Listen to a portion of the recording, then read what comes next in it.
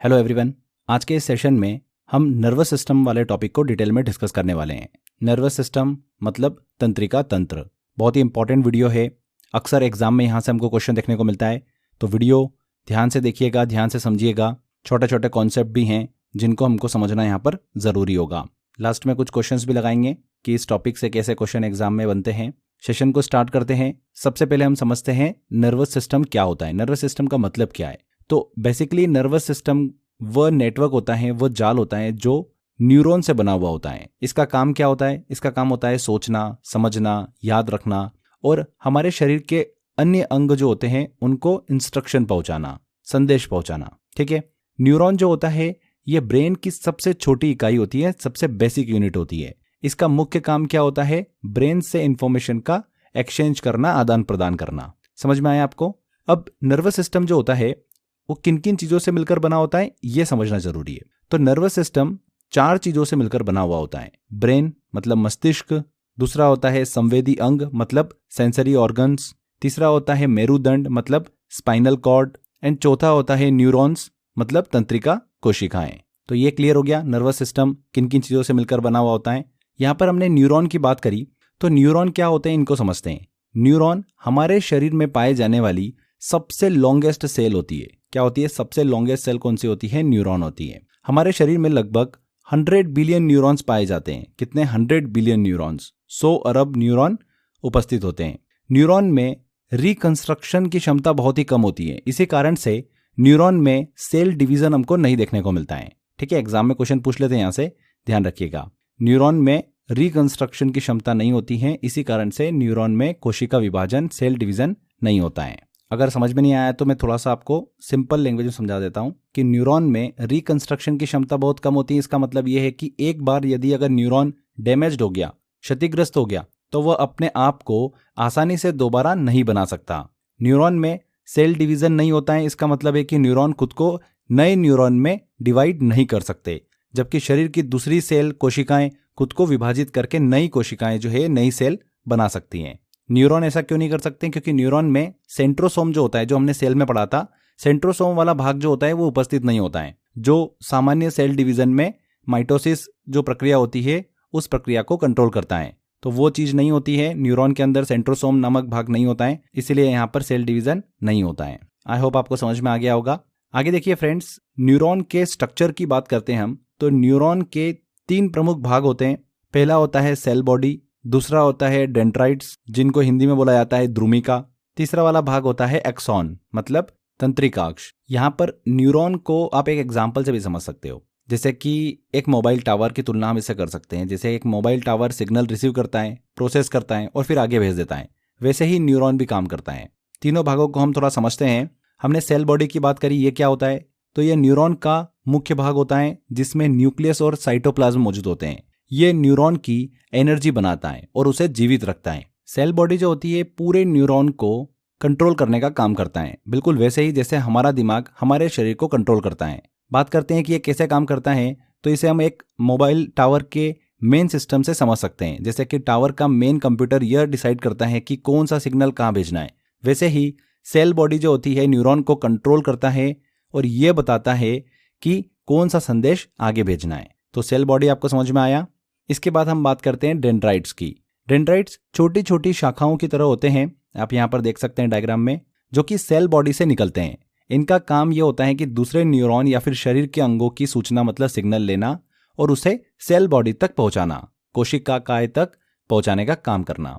जितने ज्यादा डेंड्राइट्स होंगे उतना ही ज्यादा न्यूरॉन जानकारी ग्रहण कर सकता है। बात करते हैं कि ये कैसे काम करता है, तो इन्हें मोबाइल टावर के एंटीना से हम समझ सकते हैं। जैसे मोबाइल टावर का एंटीना अलग अलग दिशाओं से सिग्नल कैच करता है, वैसे ही डेंड्राइट्स जो होते हैं ये अलग अलग न्यूरॉन या फिर अंगों से सूचना लेने का काम करते हैं और इन्हें सेल बॉडी तक भेजते हैं। इसके बाद तीसरा मुख्य भाग जो होता है न्यूरॉन का वो होता है एक्सॉन। एक्सॉन तंत्रिकाक्ष। ये क्या होते हैं? ये न्यूरॉन का सबसे लंबा वाला भाग होता है जो कि सेल बॉडी से निकलता है। इसका काम है कि सूचना को, जो इन्फॉर्मेशन है, सिग्नल है, उसको सेल बॉडी से आगे भेजना। एक्सॉन के एंड में सिनेप्टिक नॉब्स होते हैं जो सूचना को अगले न्यूरॉन या फिर जो लक्ष्य सेल होती है, कोशिका होती है, टारगेट कोशिका, वहां तक पहुंचाने का काम करते हैं। एक्सॉन को हम इंफॉर्मेशन हाईवे कह सकते हैं। बात करते हैं कि कैसे काम करता है, तो एग्जाम्पल से समझिए कि जैसे मोबाइल टावर एक जगह से दूसरी जगह सिग्नल भेजता है, वैसे ही एक्सॉन न्यूरॉन के संदेश को, जो इन्फॉर्मेशन है उसको अगले न्यूरॉन या फिर शरीर के अंगों तक पहुंचाता है। तो तीनों आपको भाग समझ में आ गए होंगे। सेल बॉडी, ये न्यूरॉन का मुख्य भाग होता है, इसके अंदर केंद्रक और कोशिका द्रव्य प्रेजेंट होते हैं। ध्रुमिका की बात करें, डेंड्राइट्स की बात करें, तो यह सेल बॉडी से निकलने वाली धागेनुमा संरचना होती है, उसे ही क्या बोलते हैं हम, डेंड्राइट्स बोलते हैं। अनेक अंगों से सूचनाओं को प्राप्त करने का काम करती है। तंत्रिकाक्ष एक्सॉन की बात करें तो यह ध्रुमिका के द्वारा प्राप्त की गई सूचनाओं को तंत्रिकाक्ष सिरा जो होता है एक्सॉन टर्मिनल तक पहुंचाने का काम करते हैं। यहाँ पर हमने बात करी एक्सॉन के सिरों पर सिनेप्टिक नॉब्स होते हैं, ये दूसरे न्यूरॉन के सिनेप्टिक नॉब से जुड़कर मैसेंजर का काम करते हैं। जब एक न्यूरॉन से दूसरे न्यूरॉन तक संदेश जाता है तो इस प्रक्रिया को क्या बोलते हैं, सिनेप्स कहते हैं। न्यूरॉन जो होते हैं आपस में इंफॉर्मेशन का आदान प्रदान केमिकोमैग्नेटिक वेव की हेल्प से करते हैं। न्यूरॉन की बात करें तो न्यूरॉन कितने प्रकार के होते हैं, तो 3 तरीके के होते हैं, सेंसरी न्यूरॉन, मोटर न्यूरॉन्स और कनेक्टर न्यूरॉन्स। संवेदी तंत्रिका कोशिकाएं, चालक तंत्रिका कोशिकाएं और मध्यस्थ तंत्रिका कोशिकाएं। तीनों को थोड़ा समझते हैं। सेंसरी न्यूरॉन्स की बात करते हैं तो ये न्यूरॉन्स मतलब तंत्रिका कोशिकाएं शरीर के बाहरी अंगों से सिग्नल लेने का काम करते हैं। ये संदेश हमारी स्किन, आईज, ईयर, नोज, टंग, इनसे मस्तिष्क मतलब ब्रेन या फिर स्पाइनल कॉर्ड तक पहुंचाते हैं। एग्जाम्पल के तौर पे जब हम गर्म चीज छूते हैं तो सेंसरी न्यूरॉन्स तुरंत संदेश मस्तिष्क तक भेजता है कि चीज जो है वो गर्म है। जब हम रोशनी में जाते हैं तो आंखों में मौजूद सेंसरी न्यूरॉन्स मस्तिष्क को ये संकेत देते हैं कि लाइट बहुत तेज आ रही है। तो ये हो गया सेंसरी न्यूरॉन्स। इसके बाद हम बात करते हैं मोटर न्यूरॉन्स की। तो इनका काम क्या होता है, ब्रेन या फिर स्पाइनल कॉर्ड से इंफॉर्मेशन आदेश लेकर शरीर के अंगों तक पहुंचना। ये न्यूरॉन्स इफेक्टर ऑर्गन्स जैसे कि मसल्स, मांसपेशियां, ग्लैंड्स, ग्रंथियां, इनको संदेश भेजते हैं जिससे शरीर जो है वो हरकत में आता है। एग्जाम्पल के तौर पे समझें तो जब सेंसरी न्यूरॉन्स मस्तिष्क को बताता है कि हाथ गर्म चीज को छू चुका है तो मोटर न्यूरॉन जो है तुरंत मांसपेशियों को आदेश देता है कि हाथ पीछे हटा लो। जब हम चलते हैं तो मोटर न्यूरॉन्स हमारे पैर की मांसपेशियां जो होती है, मसल जो होती है, उसको कंट्रोल करते हैं। तीसरा न्यूरॉन हमने डिस्कस किया, कनेक्टर न्यूरॉन्स। ये न्यूरॉन्स सेंसरी न्यूरॉन्स और मोटर न्यूरॉन्स के बीच कनेक्शन बनाते हैं। ये ज्यादातर ब्रेन और स्पाइनल कॉर्ड में पाए जाते हैं। एग्जाम्पल के तौर पर जब हम सड़क पर चलते समय अचानक गाड़ी का हॉर्न सुनते हैं तो सेंसरी न्यूरॉन्स मस्तिष्क को संदेश भेजता है। मस्तिष्क यह निर्णय लेता है कि हमें तुरंत हटना चाहिए। कनेक्टर न्यूरॉन्स यह संदेश मोटर न्यूरॉन को भेजता है जो हमारी मांसपेशियों को तुरंत हटाने का आदेश देता है। कनेक्टर न्यूरॉन्स जो होते हैं इनको हम मिश्रित कोशिकाएं भी कह सकते हैं, मिक्स्ड न्यूरॉन भी कह सकते हैं, क्योंकि ये सेंसरी न्यूरॉन और मोटर न्यूरॉन दोनों की तरह कार्य करती हैं। तो इस तरीके से तीनों न्यूरॉन को हमने डिस्कस करा, सेंसरी न्यूरॉन्स, मोटर न्यूरॉन्स और कनेक्टर न्यूरॉन्स। सेंसरी न्यूरॉन्स शरीर से मस्तिष्क को संदेश भेजता है, मोटर न्यूरॉन्स मस्तिष्क से शरीर को आदेश देता है और कनेक्टर न्यूरॉन्स जो होता है ये दोनों न्यूरॉन्स के बीच कड़ी मतलब लिंक का काम करते हैं। ध्यान रखिएगा, न्यूरॉन्स तंत्रिका कोशिकाओं पर कंट्रोल करने का काम मुख्य रूप से ब्रेन और स्पाइनल कॉर्ड मेरुरज्जु के द्वारा किया जाता है। एग्जाम में न्यूरॉन के टाइप से काफी क्वेश्चन पूछे जाते हैं, इसलिए ध्यान रखिएगा। इसके बाद फ्रेंड्स हम नर्वस सिस्टम के टाइप को डिस्कस करते हैं। 3 टाइप होते हैं, central nervous system, peripheral nervous system और तीसरा होता है ऑटोनोमस नर्वस सिस्टम। केंद्रीय तंत्रिका तंत्र, परिधीय तंत्रिका तंत्र और स्वचालित तंत्रिका तंत्र। अब तीनों को हम एक एक करके डिस्कस करेंगे। सबसे पहले हम बात करते हैं सेंट्रल नर्वस सिस्टम की, केंद्रीय तंत्रिका तंत्र की। सेंट्रल नर्वस सिस्टम पूरे शरीर के तंत्रिका तंत्र को नियंत्रित करता है, पूरे नर्वस सिस्टम को कंट्रोल करता है। यह शरीर का कंट्रोल सेंटर भी होता है जो सभी प्रकार के एक्शंस और थिंकिंग की प्रक्रियाओं को कंट्रोल करता है। 2 भागों से मिलकर बना हुआ होता है ये, ब्रेन और स्पाइनल कॉर्ड। ब्रेन हमारे शरीर का मुख्य नियंत्रण केंद्र होता है एंड स्पाइनल कॉर्ड जो होता है मेरुदंड, ये मस्तिष्क और शरीर के बाकी हिस्सों के बीच सिग्नल्स भेजने का काम करता है। ओके, एक एक करके समझते हैं। सबसे पहले हम ब्रेन मस्तिष्क की बात करते हैं। मस्तिष्क हमारे शरीर का सबसे महत्वपूर्ण अंग है जो हमारे सोचने, समझने, महसूस करने और शरीर के हर अंग को कंट्रोल करने का काम करता है। यह क्रेनियम यानी खोपड़ी की हड्डी के अंदर सुरक्षित रहता है। मस्तिष्क एक सॉफ्ट ऑर्गन है जो कि बहुत ही डेलिकेट होता है। ब्रेन के स्ट्रक्चर की बात करते हैं तो ब्रेन का वजन अगर हम पुरुषों में बात करें तो 1350 से लेकर 1450 ग्राम का होता है। महिलाओं में बात करें तो मस्तिष्क का औसतन वजन 1200 से 1300 ग्राम होता है। बच्चों में अगर हम बात करें तो लगभग 350 से 400 ग्राम के आसपास इसका वजन होता है। ब्रेन में 65% टू 70% फैट होता है, इसलिए इसे शरीर का सबसे फैटी ऑर्गन भी कहा जाता है। मस्तिष्क, हमारा जो ब्रेन होता है, 3 परतों की झिल्ली मतलब मेनिंजेस से ढका हुआ होता है, जो इसे सुरक्षित रखता है। ये 3 झिल्लियां कौन सी होती है? पहला है ड्यूरा मैटर, सबसे भारी और मजबूत परत होती है। दूसरा है ऑर्केनॉइड, बीच की परत होती है जिसमें फ्लूइड मतलब तरल पदार्थ रहता है। तीसरा होता है पाया मैटर, सबसे अंदरूनी परत होती है जो सीधे मस्तिष्क से जुड़ी हुई होती है। मेनिंजेस और मस्तिष्क के बीच में, ब्रेन के बीच में एक खास तरल पदार्थ जो होता है, लिक्विड पदार्थ, वो भरा हुआ होता है, जिसे सेरिब्रोस्पाइनल फ्लूइड कहा जाता है, CSF। मेनिंजेस परत में रोगाणु मतलब जर्म्स का हमला होने पर इसमें सूजन आ जाती है, जिसके कारण मेनिंजाइटिस नामक बीमारी हो जाती है। राजा राम मोहन राय की मृत्यु मेनिंजाइटिस के कारण ही हुई थी।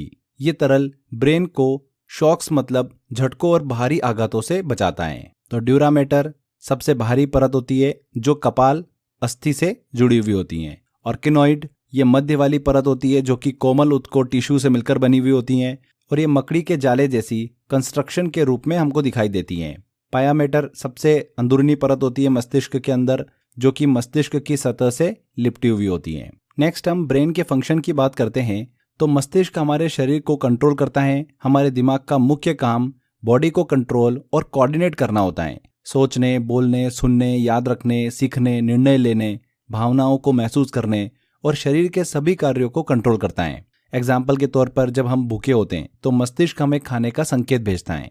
जब कोई हमें छूता है तो दिमाग तुरंत हमें एहसास कराता है कि यह कैसा स्पर्श है, सॉफ्ट है कि हार्ड है। जब हम कोई सवाल हल करते हैं तो मस्तिष्क सोचने और याद करने का काम करता है। नेक्स्ट हम ब्रेन के अलग अलग पार्ट को डिस्कस करते हैं। तो मस्तिष्क को जैसा कि आप देख सकते हैं कि 3 भागों में बांटा गया है। पहला होता है फोर ब्रेन, दूसरा होता है मिड ब्रेन और तीसरा होता है हाइंड ब्रेन। फोर ब्रेन मतलब अग्र मस्तिष्क, मिड ब्रेन मतलब मध्य मस्तिष्क और हाइंड ब्रेन मतलब पश्चिम मस्तिष्क, पीछे वाला मस्तिष्क का भाग। फोर ब्रेन जो होता है, अग्र मस्तिष्क जो होता है, यह मस्तिष्क का सबसे बड़ा भाग होता है। हर एक पोर्शन को हम डिटेल में डिस्कस करेंगे।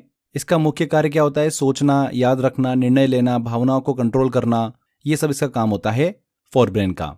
इसके मुख्य भाग कौन कौन से होते हैं? सेरिब्रूम आता है इसमें और डाइंसेफेलॉन आता है। सेरिब्रूम मस्तिष्क का सबसे बड़ा हिस्सा जो सोचने और याददाश्त से जुड़ा हुआ होता है। डाइंसेफेलॉन की बात करें तो ये 2 भाग में होता है, एक थैलेमस और एक हाइपोथैलेमस। थैलेमस शरीर से आने वाली सूचनाओं, इंफॉर्मेशन को मस्तिष्क के अलग अलग हिस्सों में भेजता है। हाइपोथैलेमस की बात करें तो भूख लगना, प्यास, नींद और शरीर के टेम्परेचर को कंट्रोल करता है।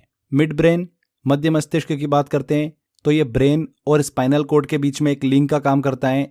इसका काम क्या होता है? आंखों और कानों से आने वाली इंफॉर्मेशन को प्रोसेस करना। इसके 2 भाग होते हैं, एक होता है कॉर्पोरा क्वाड्रिगेमिना, ये आंखों और कानों की एक्टिविटी को कंट्रोल करता है। दूसरा है सेरेब्रल पेंड्यूल, ये शरीर के संतुलन और हरकतों को कंट्रोल करता है। हाइंड ब्रेन की बात करें, पश्चिम मस्तिष्क की बात करें तो शरीर की एक्टिविटी को कंट्रोल करने वाला भाग होता है। ये इनवॉलेंट्री एक्शंस को कंट्रोल करता है, जैसे कि चलना, संतुलन बनाए रखना, हृदय की धड़कन, श्वसन, इन सभी को। इसके मुख्य भाग की बात करें तो उसमें आता है सेरेबेलम, मस्तिष्क स्टेम, ब्रेन स्टेम। सेरेबेलम शरीर के संतुलन और कोऑर्डिनेशन को कंट्रोल करता है। ब्रेन स्टेम की बात करें तो ये 2 भागों में बटा हुआ होता है, एक पोन्स वेरोली और दूसरा मेडुला ओब्लंगाटा। पोन्स वेरोली नींद और चेहरे की जो अभिव्यक्ति होती है उसको कंट्रोल करता है। मेडुला ओब्लंगाटा की बात करें तो हृदय की धड़कन, श्वसन, डाइजेशन, पाचन, इनको कंट्रोल करता है। तो ये एक हमने ओवरव्यू डिस्कस किया। अब हर एक सेक्शन को अपन थोड़ा सा डिटेल में डिस्कस करते हैं, हर एक भाग को। सबसे पहले अपन लेते हैं फोर ब्रेन को, मतलब अग्र मस्तिष्क को। फोर ब्रेन, अग्र मस्तिष्क, मस्तिष्क का सबसे बड़ा भाग है। ये सोचने, निर्णय लेने, याद रखने और शरीर के कार्यों को कंट्रोल करने का मुख्य सेंटर है। फोर ब्रेन 2 भागों से मिलकर बना होता है, सेरिब्रम और डाइंसेफेलॉन। सेरिब्रम सोचने और याददाश्त से जुड़ा हुआ सबसे बड़ा हिस्सा होता है। डाइंसेफेलॉन की बात करें तो हार्मोन और शरीर के ऑटोमेटिक फंक्शन को कंट्रोल करने वाला भाग होता है। दोनों को अच्छे से डिटेल में समझते हैं। सबसे पहले हम बात करते हैं सेरिब्रम की। सेरिब्रम मस्तिष्क का सबसे बड़ा और सबसे डेवलप्ड हिस्सा होता है। यह मस्तिष्क का 2/3 हिस्सा होता है। इसका मुख्य कार्य क्या होता है? इंटेलिजेंस मतलब बुद्धिमत्ता, सोचने और निर्णय लेने में यह हेल्प करता है। मेमोरी और इमोशन को भी कंट्रोल करने का काम करता है सेरिब्रम। सेरिब्रम के 4 अलग अलग भाग होते हैं, मतलब लोब्स होते हैं, लोब्स में बटा हुआ होता है ये, जो कि अलग अलग कार्यों के लिए रिस्पॉन्सिबल होते हैं। पहला होता है फ्रंटल लोब। फ्रंटल लोब जो होता है ये सेरिब्रम का सबसे महत्वपूर्ण भाग होता है। इसका काम क्या होता है? मेमोरी को स्टोर करना, सोचने और निर्णय लेने में हेल्प करना, पर्सनालिटी डेवलपमेंट और क्रिएटिविटी को कंट्रोल करता है ये, कम्युनिकेशन और ध्यान केंद्रित करने को ये कंट्रोल करता है, कंसंट्रेशन को। ये अनुमस्तिष्क जो होता है सेरिबेलम को भी कंट्रोल करता है, जिससे हमारी शरीर की एक्टिविटी संतुलित रहती है। अगर फ्रंटल लोब क्षतिग्रस्त हो जाए तो व्यक्ति के निर्णय लेने की क्षमता, व्यक्तित्व और ध्यान केंद्रित करने की शक्ति प्रभावित हो सकती है। इसके बाद हम बात करते हैं इसके दूसरे भाग की, जो कि है पेरिएटल लोब, तर्क शक्ति और संवेदी सूचनाओं का केंद्र। सेंसरी इंफॉर्मेशन को ये प्रोसेस करता है। इसका काम बेसिकली ये होता है कि लॉजिकल रीजनिंग और मैथमेटिकल कैलकुलेशन में मदद करना, डिस्टेंस, डायरेक्शन, मोशन, इनको समझने में ये सहायता प्रदान करता है। इसी के साथ साथ ये लैंग्वेज को स्टोर करने में हेल्प करता है। सेंसरी परसेप्शन जैसे कि स्पर्श, टच, पेन, टेम्परेचर, इनको प्रोसेस करता है। आपने डिस्लेक्सिया के बारे में पढ़ा होगा, पढ़ने लिखने में कठिनाई होना, उसका संबंध पेरिएटल लोब से ही होता है। तारे ज़मीन पर आपने मूवी देखी होगी, उसमें ईशान को डिस्लेक्सिया की बीमारी थी, समस्या थी, जो पेरिएटल लोब की खराबी के कारण होती है। इसके बाद तीसरा अगला देखिए इंपॉर्टेंट भाग होता है इसका टेम्पोरल लोब। सुनने और याददाश्त का ये सेंटर होता है। सुनने और भाषा समझने से ये जुड़ा हुआ हिस्सा है। इसका काम क्या होता है? ऑडियो फंक्शन को कंट्रोल करना, साउंड पहचानने, शब्दों को समझने में हेल्प करना, इमोशन और मेमोरी को कंट्रोल करना। अगर टेम्पोरल लोब वाला हिस्सा क्षतिग्रस्त हो जाता है तो व्यक्ति को सुनने और याद रखने में परेशानी हो सकती है। नेक्स्ट अगला भाग आता है ऑक्सीपिटल लोब। ये आंखों से प्राप्त जानकारी, विजुअल इंफॉर्मेशन को प्रोसेस करता है। इसका काम होता है विजुअल फंक्शन को कंट्रोल करना, कलर्स, शेप, मोशन, इनको पहचानने में हेल्प करना। ये ड्रीम फॉर्मेशन में भी मदद करता है, सपने बनाने में। ऑक्सीपिटल लोब और टेम्पोरल लोब जो होते हैं मिलकर मिड ब्रेन को कंट्रोल करते हैं। ड्रीम फॉर्मेशन की बात करी तो ड्रीम फॉर्मेशन के लिए सेरेब्रल कॉर्टेक्स के ये चारों भाग जो होते हैं ये सहायक होते हैं। तो यहाँ पर आपको ये चारों भाग अच्छे से क्लियर हो गए होंगे। पहला फ्रंटल लोब था, सोचने, निर्णय लेने, याददाश्त और व्यक्तित्व को कंट्रोल करता है। पेरेंटल लोब तर्क शक्ति, गणितीय सोच और भाषा को प्रोसेस करता है। टेम्पोरल लोब सुनने, भाषा समझने और भावनाओं को कंट्रोल करने का काम करता है। ऑक्सीपिटल लोब जो होता है देखने, दृश्य जानकारी, इनको प्रोसेस करता है। यहाँ पर आप ये डायग्राम देख सकते हैं, चारों भाग आपको समझ में आ रहे होंगे। देखिए यहाँ पर एक थोड़ा सा कंफ्यूजन हो सकता है सेरेब्रल कॉर्टेक्स और सेरिब्रूम के बीच में। तो सेरेब्रल कॉर्टेक्स और सेरिब्रूम एक ही चीज नहीं होती है, अलग अलग चीज होती है। देखिए सेरेब्रूम क्या होता है? सेरेब्रूम मस्तिष्क का सबसे बड़ा हिस्सा जो पूरी तरह से सोचने, निर्णय लेने, याद रखने और शरीर की अधिकांश एक्टिविटी को कंट्रोल करता है। यह मस्तिष्क का 85% हिस्सा होता है। इसे दो भागों में लेफ्ट हेमिस्फीयर और राइट हेमिस्फीयर में बांटा गया है। इसके 4 भाग होते हैं, अभी हमने डिस्कस करे, फ्रंटल, पेरेंटल, टेम्पोरल और ऑक्सीपिटल। ठीक है, 4 इसके लोब होते हैं, 4 अलग अलग भाग हमने डिस्कस करें। अब सेरेब्रल कॉर्टेक्स क्या होता है? सेरेब्रल कॉर्टेक्स सेरिब्रूम की सबसे ऊपरी हिस्सा होता है, सबसे ऊपरी परत होती है, आउटर लेयर होती है। ये बाहर से ग्रे रंग की दिखाई देती है क्योंकि इसमें अधिक न्यूरॉन्स होते हैं। ये मस्तिष्क की सबसे विकसित और महत्वपूर्ण परत होती है, जहां से हमारे विचार, भाषा, निर्णय ये सभी कंट्रोल होते हैं। तो आई होप आपको क्लियर हो गया होगा। सेरिब्रूम पूरा दिमाग का ऊपरी हिस्सा और सेरेब्रल कॉर्टेक्स जो होता है ये सेरिब्रूम की सबसे ऊपरी सतह होती है जो इसे कवर करती है और विचारों को प्रोसेस करती है। सेरिब्रूम पूरा कंप्यूटर सिस्टम समझ सकते हैं। सेरिब्रल कॉर्टेक्स जो होता है ये कंप्यूटर स्क्रीन जिससे हम डेटा देखते और समझते हैं। आई होप आपको ये दोनों में डिफरेंस अच्छे से समझ में आ गया होगा। यहाँ पर एक छोटी सी चीज और डिस्कस करते हैं हम, हिप्पोकैम्पस। हिप्पोकैम्पस जिसे मस्तिष्क की हार्ड डिस्क भी कहा जाता है। ये हिप्पोकैम्पस जो होता है यह टेम्पोरल लोब जो हमने पढ़ा था उसमें स्थित होता है। जैसा कि आप यहाँ पर डायग्राम में देख सकते हैं, ये मेमोरीज को स्टोर करने का काम करता है। इसे मस्तिष्क की हार्ड डिस्क कहा जाता है। इसका काम क्या होता है? मेमोरी को स्टोर करना, नई चीजें सीखने, लर्निंग में हेल्प करना, ये सभी इसका काम होता है। अगर हिप्पोकैम्पस क्षतिग्रस्त हो जाता है तो व्यक्ति को भूलने की बीमारी हो जाती है, मेमोरी लॉस वाली सिचुएशन खड़ी हो जाती है। अल्जाइमर डिसीज जो होती है उसका संबंध सीधे हिप्पोकैम्पस से होता है। समझ में आया आपको? कहाँ पर स्थित होता है? टेम्पोरल लोब में स्थित होता है। तो ये सेरिब्रम को अच्छे से डिस्कस किया। अब हम डाइनसेफेलॉन को डिस्कस करते हैं। डाइनसेफेलॉन मस्तिष्क का गहरा हिस्सा है जो पिट्यूटरी ग्लैंड और पीनियल ग्लैंड से जुड़ा हुआ होता है। यह हमारे सेंसरी और ऑटोनॉमिक कार्यों को कंट्रोल करता है। डाइनसेफेलॉन के 2 मुख्य भाग होते हैं, 2 भागों में विभाजित किया जाता है इसे। थैलेमस और हाइपोथैलेमस, दोनों को डिस्कस करते हैं। सबसे पहले हम थैलेमस की बात करते हैं। थैलेमस को रिले सेंटर भी कहा जाता है क्योंकि ये शरीर से आने वाली सभी संवेदनाओं, सेंसरी सिग्नल को मस्तिष्क के सही हिस्सों में भेजता है। देखने, स्पर्श, सूंघने, स्वाद, इनसे जुड़ी संवेदनाओं को प्रोसेस करता है। शरीर के बाहरी तापमान, गर्मी और ठंड को कंट्रोल करता है। एक्सटर्नल पेन को महसूस करता है, जैसे कि सुई चुभना, कांटा लगना या फिर चांटा लगना। ये सभी सूचनाएं लेकर सेरिब्रूम तक ये भेजता है, जिससे हम प्रतिक्रिया दे पाते हैं। थैलेमस अगर क्षतिग्रस्त हो जाता है तो व्यक्ति को संवेदनाओं मतलब सेंसरी परसेप्शन को समझने में परेशानी हो सकती है। इसके बाद हाइपोथैलेमस की बात करते हैं। शरीर के संतुलन और भावनाओं को नियंत्रण करने वाला केंद्र होता है। इंटरनल ऑटोमेटिक फंक्शन को कंट्रोल करता है। हाइपोथैलेमस को सुपर मास्टर ग्लैंड और मास्टर ऑफ मास्टर ग्लैंड भी कहा जाता है। ऐसा क्यों कहा जाता है? क्योंकि यह पिट्यूटरी ग्लैंड को कंट्रोल करता है। शरीर का जो इंटरनल टेम्परेचर होता है उसको कंट्रोल करता है। पेट दर्द, सिर दर्द जैसे इंटरनल पेन को महसूस करवाता है।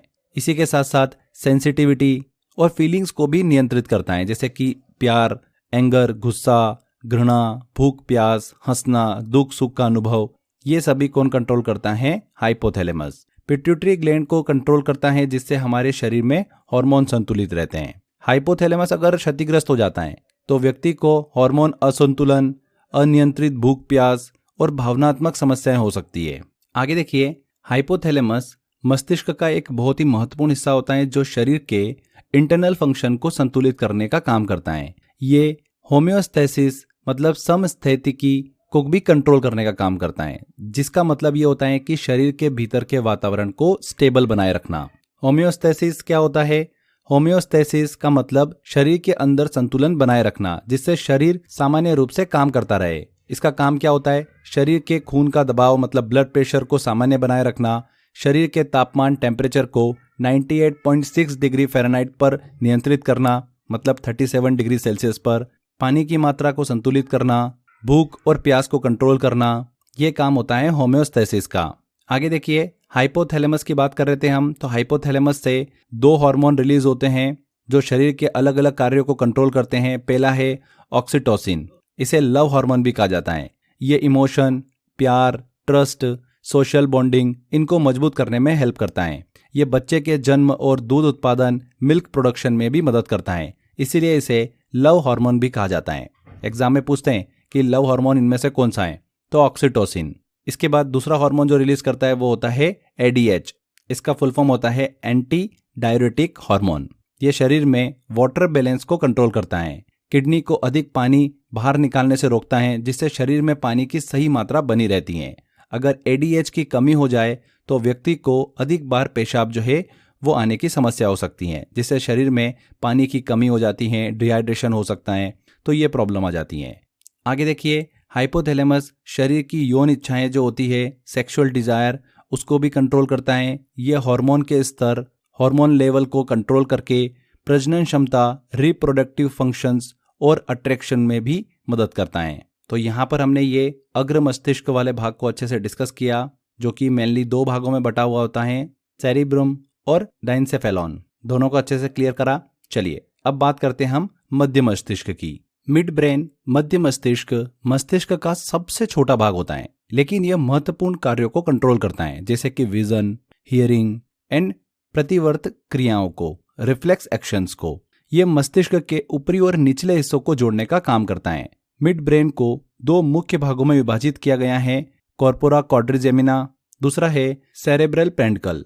एक एक करके डिस्कस करते हैं। सबसे पहले हम बात करते हैं कॉर्पोरा क्वाड्रिजेमिना की।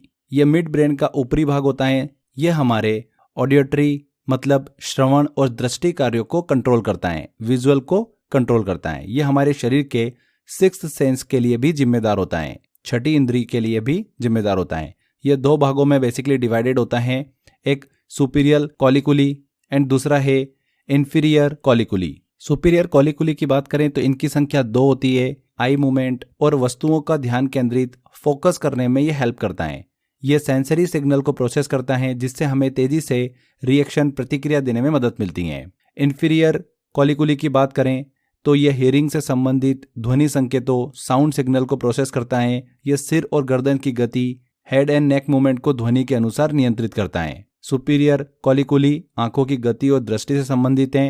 इंफीरियर कॉलिकुली श्रवण और ध्वनि संकेतों से संबंधित हैं। इसके बाद हम मध्य मस्तिष्क के दूसरे भाग की बात करें, सेरेब्रल पेंडिकल की, जिसे ब्रेन का कनेक्शन सेंटर कहते हैं। यह मिड ब्रेन का अगला फ्रंट भाग होता है। यह सेरिबेलम, अनुमस्तिष्क और मेडुला ऑब्लंगेटा को जोड़ने का काम करता है। शरीर की गतिविधियों, मोटर फंक्शन को कंट्रोल करता है। अगर सेरेब्रल पेंडिकल क्षतिग्रस्त हो जाए तो व्यक्ति के शरीर की गतिविधियों पर नियंत्रण प्रभावित हो सकता है। आगे एक छोटी सी चीज ध्यान रखिएगा, टेक्टम टेंगमेंटम की बात करें तो टेक्टम हमारी देखने और सुनने की क्षमता को कंट्रोल करता है। टेंगमेंटम जो होता है ये हमारी जागरूकता, अलर्टनेस, स्लीप वेक साइकिल जो होती है उसके पैटर्न को कंट्रोल करता है। ये हमने मध्य मस्तिष्क को अच्छे से डिस्कस किया। अब बात करते हैं हम पश्च मस्तिष्क की, हाइंड ब्रेन की। हाइंड ब्रेन, पश्च मस्तिष्क, मस्तिष्क का सबसे पिछला भाग होता है जो शरीर की स्वचालित क्रियाओं को कंट्रोल करता है। यह 3 भागों से मिलकर बना हुआ होता है, सेरिबेलम, पोन्स वेरोलाई और मेडुला ऑब्लंगेटा। इन तीनों को एक एक करके डिस्कस करते हैं। एग्जाम में पूछा जाता है, वेरी वेरी इंपॉर्टेंट है, यहां से क्वेश्चन बनता है। सेरिबेलम की बात करें तो सेरिबेलम को छोटा दिमाग, लिटिल ब्रेन और अनुमस्तिष्क भी कहा जाता है। यह मांसपेशियों की गति, मसल मोशन और चलने फिरने, मोटर फंक्शन को कंट्रोल करता है। इसका काम क्या होता है? शरीर की स्थिति, बॉडी पोस्चर और बैलेंसिंग को बनाए रखना, बोलने और मांसपेशियों की गतिविधियों, मसल मूवमेंट को कंट्रोल करना। सेरिबेलम को जीवन का वृक्ष, ट्री ऑफ लाइफ भी कहा जाता है क्योंकि यह शरीर की सभी गतिविधियों को संतुलित करता है। अगर सेरिबेलम क्षतिग्रस्त हो जाए तो व्यक्ति का संतुलन बिगड़ सकता है, वह सही से चल नहीं पाएगा। इसके बाद पोन्स वेरोलाई की बात करें तो मस्तिष्क का, जिसे ब्रीच कहा जाता है, पोन्स वेरोलाई मिड ब्रेन और मेडुला ऑब्लंगेटा को जोड़ने का काम करता है। यह एक ब्रीच की तरह कार्य करता है। इसका काम होता है मेडुला ऑब्लंगेटा और सेरिबेलम को जोड़ना, श्वसन क्रिया, रेस्पिरेशन प्रोसेस को कंट्रोल करना, मस्तिष्क में जाने वाले संदेशों को सही स्थान तक पहुंचाने में हेल्प करना। पोन्स के क्षतिग्रस्त होने पर व्यक्ति को सांस लेने और चलने में परेशानी हो सकती है। इसके बाद हम मेडुला ऑब्लंगेटा की बात करते हैं, जीवन रक्षा केंद्र जिसे कहा जाता है। मेडुला ऑब्लंगेटा मस्तिष्क तंत्र, ब्रेन स्टेम का सबसे निचला और अंतिम भाग होता है। यह मस्तिष्क और रीढ़ की हड्डी को जोड़ता है। यह इनवॉलेंट्री एक्शन, स्वचालित क्रियाओं को कंट्रोल करता है जो बिना हमारे नियंत्रण के होती हैं। मेडुला ऑब्लंगेटा में 2 प्रकार की क्रियाएं होती है, पहला विटल रिएक्शन और दूसरा होता है एसेसरी रिएक्शंस। विटल रिएक्शन ये ऐसी अनैच्छिक क्रियाएं होती है, इनवॉलेंट्री एक्शंस होती है जिनके बिना जीवन रहना असंभव है। इसके एग्जाम्पल हो गए रेस्पिरेशन, सांस लेना, हार्ट रेट, हृदय गति, दिल की धड़कन, वॉमिटिंग, ब्लड सर्कुलेशन, ये सभी इसके एग्जाम्पल हैं। मेडुला ऑब्लंगेटा क्षतिग्रस्त होने पर व्यक्ति की मृत्यु हो सकती है। दूसरा है सहायक क्रियाएं, एसेसरी रिएक्शंस। गैर आवश्यक क्रियाएं ऐसी अनैच्छिक क्रियाएं होती है जिनके बिना जीवन रहना संभव है, जैसे कि छींक, स्नीजिंग हो गया, हिकअप्स हो गए, हिचकी आना, खांसना, कफिंग, डकार लेना, बर्पिंग, तो ये सभी हो गई एसेसरी रिएक्शन। मेडुला ऑब्लंगेटा इन क्रियाओं को नियंत्रित करता है जिससे शरीर सही तरीके से रिएक्शन दे सके। तो ये ब्रेन, मस्तिष्क के तीनों भागों को हमने डिस्कस किया, अग्र मस्तिष्क, मध्य मस्तिष्क और पश्च मस्तिष्क। जो स्टार्टिंग में हमने सेंट्रल नर्वस सिस्टम की बात करी थी कि वो 2 भागों से मिलकर बना होता है, ब्रेन और स्पाइनल कॉर्ड से। तो ब्रेन को हमने डिस्कस किया जो कि इतना बड़ा था और यहीं से काफ़ी क्वेश्चन बनते हैं, इसीलिए इस भाग को हमने अच्छे से कवर किया है। सेंट्रल नर्वस सिस्टम का दूसरा भाग जो होता है स्पाइनल कॉर्ड, मेरुरज्जु, उसको भी हम कवर करते हैं अब। स्पाइनल कॉर्ड, मेरुरज्जु मस्तिष्क का एक बहुत ही महत्वपूर्ण विस्तार होता है जो शरीर और मस्तिष्क के बीच सूचना के आदान प्रदान, कम्युनिकेशन का काम करता है। ये मेडुला ऑब्लंगेटा से शुरू होकर रीढ़ की हड्डी, वर्टेब्रल कॉलम के नीचे तक फैला हुआ होता है। स्पाइनल कॉर्ड की अगर स्ट्रक्चर की बात करें तो स्पाइनल कॉर्ड एक लंबी सिलेंड्रिकल संरचना होती है जो सफेद और ग्रे पदार्थ, व्हाइट एंड ग्रे मैटर से बनी हुई होती है। यह वर्टेब्रल कॉलम के अंदर स्थित होती है जो इसे सुरक्षा प्रदान करता है। इसमें स्पाइनल नर्व्स निकलती है जो पूरे शरीर में हमको इंफॉर्मेशन, सूचनाएं पहुंचाने का काम करती हैं। एक वयस्क व्यक्ति में स्पाइनल कॉर्ड की लंबाई लगभग 42 से 45 सेंटीमीटर होती है और इसका डायमीटर लगभग 1 सेंटीमीटर होता है। इसके फंक्शन की बात करते हैं तो मस्तिष्क और शरीर के बीच सूचना संचार, इंफॉर्मेशन ट्रांसमिशन का काम होता है। स्पाइनल कॉर्ड मस्तिष्क और शरीर के अलग अलग अंगों के बीच में सेंसरी और मोटर सूचनाओं का आदान प्रदान करता है, जब शरीर से कोई संवेदना जैसे कि दर्द, गर्मी, ठंड ये सब आती हैं तो ये स्पाइनल कॉर्ड के माध्यम से मस्तिष्क तक पहुंचती हैं। रिफ्लेक्स एक्शन को कंट्रोल करता है। स्पाइनल कॉर्ड बिना मस्तिष्क को शामिल किए ही रिफ्लेक्स क्रियाओं को कंट्रोल कर सकता है। जैसे एग्जाम्पल के लिए अगर कोई व्यक्ति गर्म वस्तु को छू देता है तो बिना मस्तिष्क के आदेश का इंतजार किए हाथ अपने आप पीछे हट जाता है। हमने रिफ्लेक्स एक्शन की बात करी तो ये दो प्रकार की होती है। एक होती है जन्मजात रिफ्लेक्स और दूसरा होता है अर्जित रिफ्लेक्स। जन्मजात रिफ्लेक्स ये ऐसी इनोवेंटरी एक्शंस होती है, स्वचालित क्रियाएं होती है जो जन्म से ही शरीर में मौजूद होती है। इनके लिए सीखने या फिर प्रैक्टिस की जरूरत नहीं होती है। ये ब्रेन से नहीं बल्कि स्पाइनल कॉर्ड द्वारा कंट्रोल होती हैं। जैसे एग्जाम के लिए गर्म चीज छूते ही हाथ पीछे खींच लेना, छींक आना, आंखें झपकना, ये प्रतिक्रियाएं तेज और स्वचालित होती हैं जो शरीर की सुरक्षा के लिए महत्वपूर्ण होती हैं। दूसरा होता है अर्जित रिफ्लेक्स, सीखी हुई प्रतिक्रियाएं, एक्वायर्ड रिफ्लेक्सेस। ऐसी क्रियाएं व्यक्ति के जीवन में प्रैक्टिस के बाद में विकसित होती हैं। ये जन्मजात नहीं होती हैं लेकिन बार बार करने से शरीर इन्हें सीख जाता है। जैसे कि साइकिल चलाना, टाइपिंग करना, गाड़ी चलाते समय ब्रेक लगाना। इन क्रियाओं में शुरू में प्रैक्टिस की जरूरत होती है लेकिन बाद में ये स्वचालित हो जाती हैं। स्पाइनल कॉर्ड की अगर इमरजेंसी सिचुएशन में बात करें हम तो स्पाइनल कॉर्ड शरीर की सुरक्षा करता है और मस्तिष्क को कुछ देर के लिए आराम मिलता है। ये मस्तिष्क को तुरंत निर्णय लेने का समय देता है और शरीर को तुरंत प्रतिक्रिया करने में भी हेल्प करता है। तो ये हमने स्पाइनल कॉर्ड को अच्छे से डिस्कस किया। सेंट्रल नर्वस सिस्टम हमारा कंप्लीट होता है। इसके बाद हम बात करते हैं अब पेरिफेरल नर्वस सिस्टम की। सबसे बड़ा सेंट्रल नर्वस सिस्टम ही था। पेरिफेरल नर्वस सिस्टम को समझते हैं। पेरिफेरल नर्वस सिस्टम पीएनएस वह तंत्रिका तंत्र है जो सेंट्रल नर्वस सिस्टम को शरीर के अलग अलग अंगों से जोड़ता है। यह ब्रेन और स्पाइनल कॉर्ड से निकलने वाली नर्व्स मतलब तंत्रिकाओं से बना हुआ होता है। यह शरीर के संवेदनशील, सेंसरी और क्रियात्मक मोटर भागों को कंट्रोल करता है। पीएनएस मुख्य रूप से दो प्रकार की तंत्रिकाओं से मिलकर बना हुआ होता है, एक क्रेनियल नर्व्स और दूसरी स्पाइनल नर्व्स। क्रेनियल नर्व्स जो मस्तिष्क से निकलती हैं, स्पाइनल नर्व्स जो स्पाइनल कॉर्ड से निकलती हैं। ब्रेन से निकलने वाली क्रेनियल नर्व्स की बात करें तो मानव शरीर में मस्तिष्क से कुल 12 जोड़ी तंत्रिकाएं निकलती हैं। ये तंत्रिकाएं सर, गर्दन और चेहरे के अलग अलग कार्यों को कंट्रोल करती हैं। स्पाइनल कॉर्ड से 31 जोड़ी तंत्रिकाएं निकलती हैं। कितनी? 31 जोड़ी। ये भी मिक्स्ड प्रकार की तंत्रिकाएं होती हैं। यहाँ पर हमने मानव शरीर में बात करी कि मस्तिष्क से 12 जोड़ी तंत्रिकाएं निकलती है, नर्व्स निकलती है, जिन्हें क्रेनियल नर्व्स कहा जाता है। उनको भी हम डिस्कस करते हैं एक एक करके। सबसे पहले हम बात करते हैं ऑल्फैक्टरी नर्व्स की, घ्राण तंत्रिका की। यह तंत्रिका, ये जो नर्व होती है, ये गंध मतलब स्मेल को महसूस करने की क्षमता प्रदान करती हैं।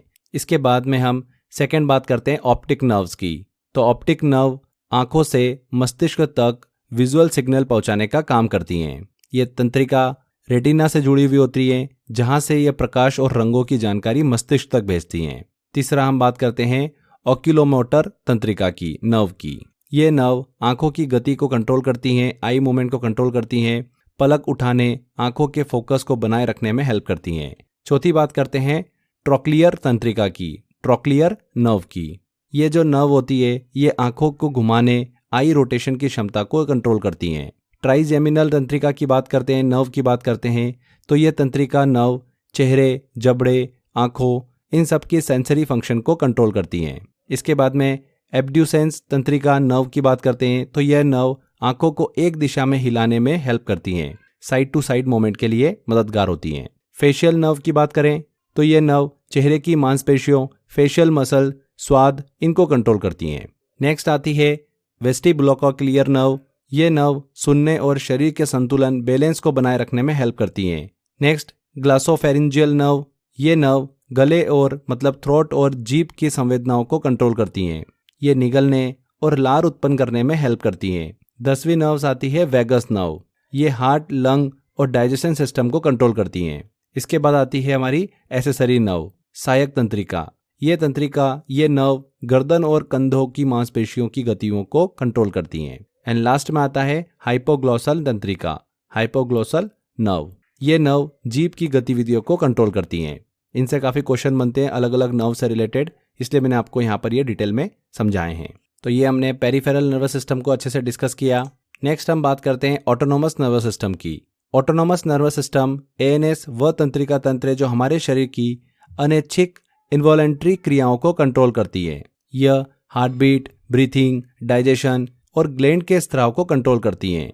यह बिना हमारी मर्जी के खुद ब खुद काम करता है, इसलिए इसे स्वचालित ऑटोनोमस कहा जाता है। जब हम सो रहे होते हैं तब भी हमारा दिल धड़कता रहता है, यह ANS द्वारा कंट्रोल होता है। डर लगने पर दिल की धड़कन तेज हो जाती है, ये भी ANS मतलब ऑटोनोमस नर्वस सिस्टम के द्वारा होता है। ऑटोनोमस नर्वस सिस्टम 2 भागों में बटा हुआ होता है। पहला जो होता है वो होता है सिंपैथेटिक नर्वस सिस्टम और दूसरा होता है parasympathetic nervous system. Sympathetic nervous system का मतलब तनाव या फिर खतरे के समय शरीर को यह तैयार करता है।